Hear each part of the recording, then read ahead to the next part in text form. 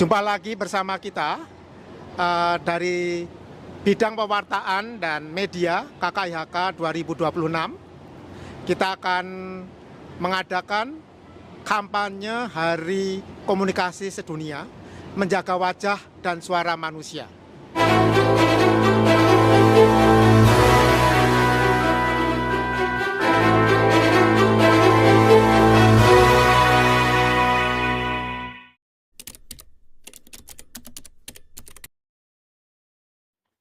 Bersama saya seperti biasa Dedi Krestanto, dan ada dari anggota KKIHK yang cerah, memakai kaos yang cerah,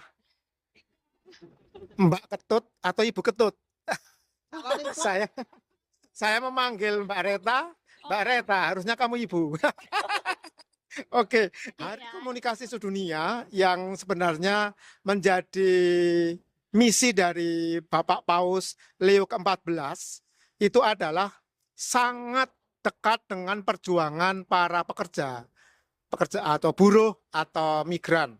Dan memang kita tahu bahwa Gereja Katolik sebenarnya sangat concern, sangat memberikan perhatian sangat besar kepada para pekerja atau buruh. Nah, maka dari berbagai macam atau paus kita itu sejak tahun 1891 itu ada Leo ke-13 itu mengeluarkan ensiklik yang namanya Rerum Novarum. Rerum Novarum itu mewartakan tentang kondisi kerja buruh, hak upah adil, hak berserikat, kritik terhadap eksploitasi buruh. Ya, dan itu tentu saja sampai sekarang masih relevan. Lalu pada tahun 1931, Paus Pius XI itu melahirkan atau merilis dokumen yang namanya Quadragesimo Anno. Intinya adalah dokumen itu mau mengatakan bagaimana rekonstruksi tatanan sosial, prinsip subsidiaritas, kritik kapitalisme dan komunisme. Lalu pada tahun 1981 itu zamannya Paus Yohanes Paulus II, itu ada dokumen yang dilahirkan yang namanya Laborem Exercens. Itu mau mengangkat martabat kerja manusia, kerja sebagai partisipasi dalam karya penciptaan. Lalu masih sebagai peringatan Rerum Novarum pada tahun 1991, Yohanes Paulus II itu mengeluarkan dekret yang namanya Centesimus Annus. Itu merefleksikan 100 tahun Rerum Novarum, ekonomi pasar dan solidaritas. Nah, dari semua dokumen itu kemudian oleh Dewan Kepausan yang namanya Justitia et Pax, kemudian dibuat yang namanya Kompendium Ajaran Sosial Gereja, yaitu ringkasan sistematis seluruh ajaran sosial gereja. Nah, pada menjelang 1 Mei ini kita akan membahas dengan dua narasumber yang luar biasa, Mbak Ketut dan Mbak Reta, tentang bagaimana kita mau mendalami ajaran sosial gereja dalam konteks peringatan 1 Mei, yaitu Hari Buruh Internasional.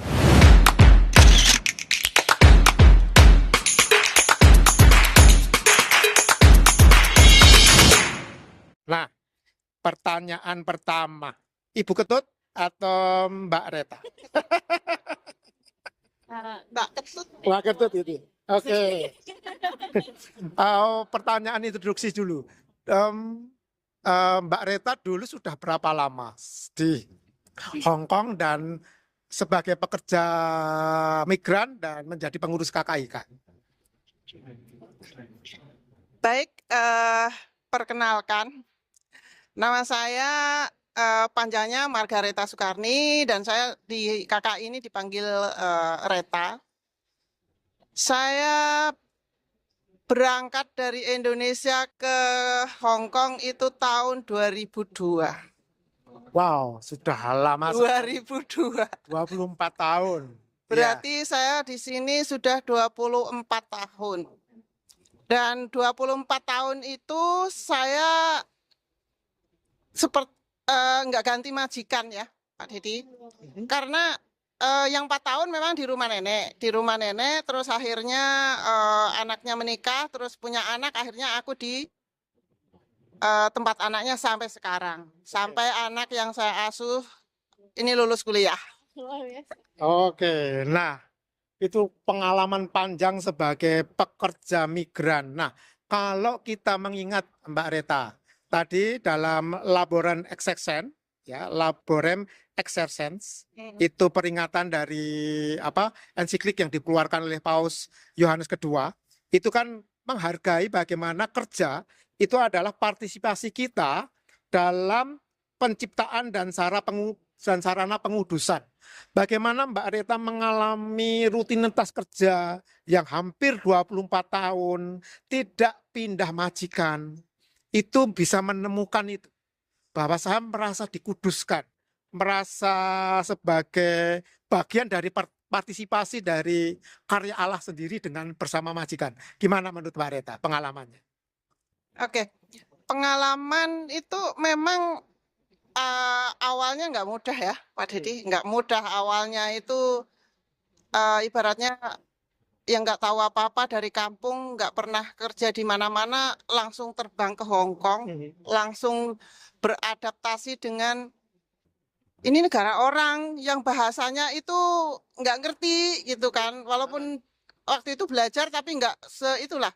Terus dengan budaya, dengan kebiasaan hari-hari itu juga sangat susah ya. Sangat susah tapi dengan kepercayaan bahwa saya itu bisa, dan satu itu, keduanya majikan itu sangat-sangat baik. Sangat-sangat mengerti bahwa saya itu dari negara yang berbeda dan mereka itu benar-benar membimbing. Jadi enggak secara, karena waktu itu saya ikut nenek dan kakek dan itu sangat baik orangnya. Jadi membimbing kalau salah, oh ya mereka maklum kalau ini bukan dari sini gitu kan, itu sangat maklum. Dan berjalannya waktu, kenapa sampai saya benar-benar nyaman, boleh dibilang nyaman ya di tempat kerja, karena mereka itu sangat-sangat menerima saya apa adanya saya. Menerima saya, akhirnya saya bisa menemukan sesuatu melalui mereka, dan akhirnya saya bergabung di KKI itu menambah iman atau menambah saya bisa menjadi menerima siapapun untuk saya belajar menjadi yang terbaik buat mereka. Oke, terima kasih Mbak Reta ceritanya. Jadi ceritanya ini kok seperti zaman Paus Leo XIII itu tahun 1891 ketika Paus Leo menerbitkan yang namanya Rerum Novarum. Ini adalah dasar dari Gereja Katolik untuk ajaran sosial gereja. Ya. Paus Leo menulis begini, kerja bukanlah sesuatu yang memalukan, melainkan sungguh mulia. Sebab dengan kerja manusia memelihara hidupnya, dan melalui kerja ia ikut serta dalam karya penciptaan Allah. Dan tampaknya dari cerita itu Mbak Reta merasa kerja lalu menjadi bagian dari bagaimana Allah terlibat dalam penciptaan, memelihara keluarga majikan, keluarga di Indonesia. Benar. Gimana rasanya? Apakah memang kemudian rasa malu itu juga tidak ada? Kerja itu tidak sesuatu yang memalukan, bukan? Kalau bagi saya kerja itu memang, kalau bagi saya itu satu panggilan ya. Panggilan, memang saya harus bekerja. Kalau tidak bekerja tidak makan gitu kan, ibaratnya seperti itu kan. Akhirnya ya kita bekerja. Jadi bekerja itu dengan sepenuh hati, dengan segala kemampuan kita itu. Jadi kita nggak merasa malu gitu. Memang ini harus gitu kan. Jadi nggak ada rasa malu kenapa saya harus menjadi buruh migran, ibaratnya kasarnya boleh ngomong pembantu ya kayak gitu kan. Itu nggak ada bagi saya nggak ada. Saya kesini itu dengan niat apa sih tujuan saya untuk keluarga kan itu. Jadi saya nggak pernah rasakan ya rasa malu saya harus menjadi pembantu, nggak ada Mas, nggak ada, benar-benar nggak ada. Apalagi setelah sekali lagi saya ketemu dengan rumah kedua saya di KKI. Kami adalah pekerja domestik migran di Hong Kong. Kami bukan tak terlihat. Kami menuntut upah yang adil, martabat dalam pekerjaan, dan penghormatan terhadap hak-hak kami. Dalam ajaran sosial Gereja Katolik, setiap pekerja berhak atas kondisi kerja yang layak dan upah yang adil. Hari Buruh Internasional mengingatkan kita bahwa hak pekerja adalah hak asasi manusia.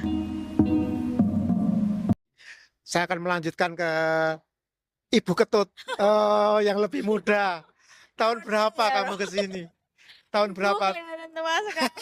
Mbak Ketut, Ketut aja. Ikut aja ya. Iya, tahun berapa kamu ke sini? Sudah berapa tahun?